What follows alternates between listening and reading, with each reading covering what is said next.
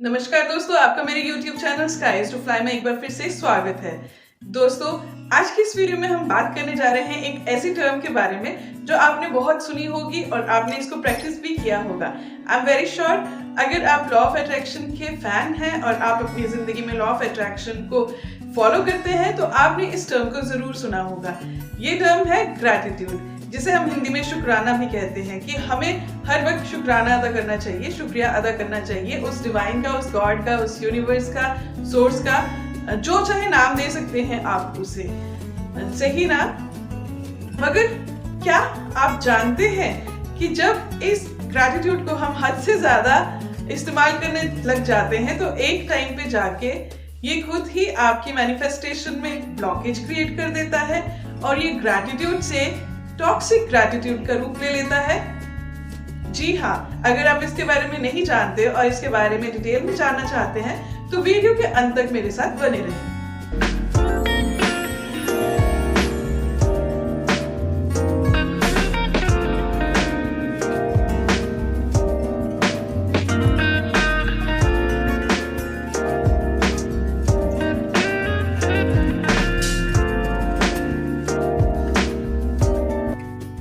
दोस्तों, जैसे कि हम सब जानते ही हैं कि ये जो पूरा ब्रह्मांड है, पूरा यूनिवर्स है, ये पोलैरिटीज पे टिका हुआ है। जैसे दिन रात, सुख दुख, रोशनी अंधेरा और मर्द औरत, ये सारी जो है ये पोलैरिटीज हैं और ये इस पूरे ब्रह्मांड में बैलेंस क्रिएट करने के लिए बनाई गई हैं।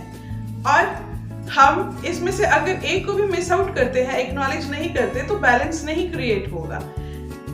यही चीज समझने की है कि अगर एग्जाम्पल देती हूँ आपको कि अगर आपने कुछ कड़वा नहीं खाया तो आप मीठे का स्वाद नहीं बता सकते, और बिना दुख को चखे आप सुख कैसा होता है ये नहीं बता सकते।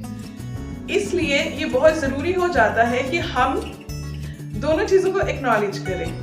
होता क्या है कि अब इंसान होने के नाते, बीइंग ह्यूमन, हम लोगों का ये नेचर होता है शुरुआत से ही कि हम लोग जो भी डार्कनेस है उसकी तरफ ज्यादा ध्यान देते हैं, अंधकार की तरफ ज्यादा ध्यान देते हैं। अंधकार मतलब कि जो भी हमारी जिंदगी में हमारे पास नहीं है या जो हमारे साथ बुरा हुआ है, हम उसकी तरफ ज्यादा ध्यान देते हैं और हम ये भूल जाते हैं कि जो छोटी छोटी चीजें हमारे पास हैं, जो कि इम्पोर्टेंट हैं, जो हमें खुशी देती हैं या जो हमें प्यार करती हैं, उनके लिए हमें शुक्राना अदा करना चाहिए। इसलिए ये बहुत ही जरूरी हो जाता है कि हम हमेशा सिर्फ बुराई पे ही नहीं, अच्छाई पे भी ध्यान दें और जो हमारे पास है उसके लिए हम शुक्रिया अदा करें, ताकि हमें और ऐसी चीजें हम आकर्षित कर सकें जिसके लिए हम और ज्यादा ग्रेटफुल हो सकें।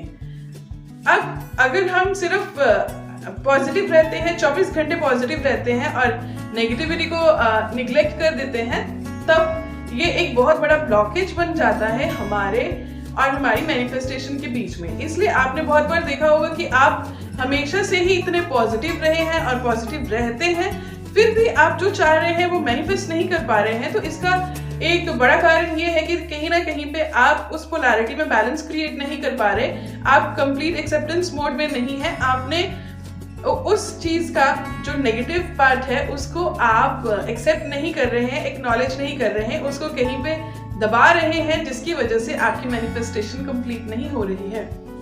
इसीलिए ये जो इस प्रकार का जो ग्रैटिट्यूड हम पे करते हैं, जो 24 घंटे हम ग्रेटफुल होते हैं, पॉजिटिविटी को देखते हैं, लेकिन हम नेगेटिविटी को एक्नॉलेज नहीं करते।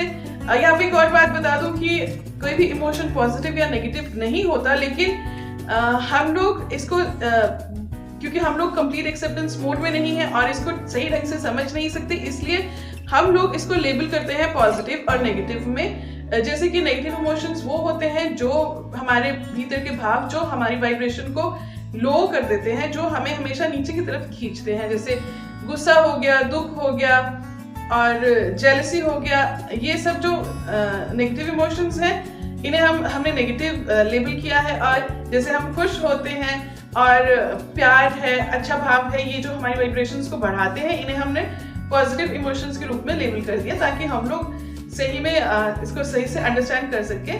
अदरवाइज कोई भी इमोशन पॉजिटिव या नेगेटिव नहीं होता, वो हमारे ही अस्तित्व का एक संपूर्ण हिस्सा होता है। क्योंकि हम भी पोलैरिटीज पे ही बेस्ड हैं, जैसे यिन यांग, मैस्कुलिन फेमिनिन, तो हमारे भीतर भी दोनों ही एसेंस मौजूद होते हैं, उसी से हम संपूर्ण होते हैं, अदरवाइज हम संपूर्ण नहीं होते। इसलिए हमें ये कभी नहीं भूलना चाहिए। और पॉजिटिव रहना बहुत अच्छी बात है, ग्रैटिट्यूड पे करना बहुत अच्छी बात है, लेकिन उसके साथ साथ जो उसका नेगेटिव एस्पेक्ट है उसको भी ध्यान में रखना और एक्नॉलेज करना और हील करना हमारे लिए बहुत जरूरी है। उम्मीद करती हूँ अब तक आपको इस टॉपिक के बारे में बहुत क्लैरिटी मिल चुकी होगी, लेकिन फिर भी अगर आपके कुछ क्वेश्चंस, क्वेरीज और डाउट्स हैं तो उन्हें मेरे साथ नीचे कमेंट सेक्शन में जरूर शेयर कीजिए, मैं आपको उनका सही जवाब दूंगी। और अगर आपको लगता है कि आप किसी को जानते हैं जो कि लॉ ऑफ अट्रैक्शन को फॉलो करते हैं लेकिन फिर भी अपनी जर्नी में कहीं ना कहीं स्टक है, इतना पॉजिटिव रहने के बाद भी वो ठीक से मैनिफेस्ट नहीं कर पाते हैं, तो उनके साथ ये वीडियो जरूर शेयर कीजिए, ये वीडियो उनके लिए यूजफुल हो सकता है। अब मैं मिलूंगी आपसे अगली कड़ी में, तब तक के लिए खुश रहिए, तंदुरुस्त रहिए, stay in high vibes and remember the sky is to fly. नमस्ते।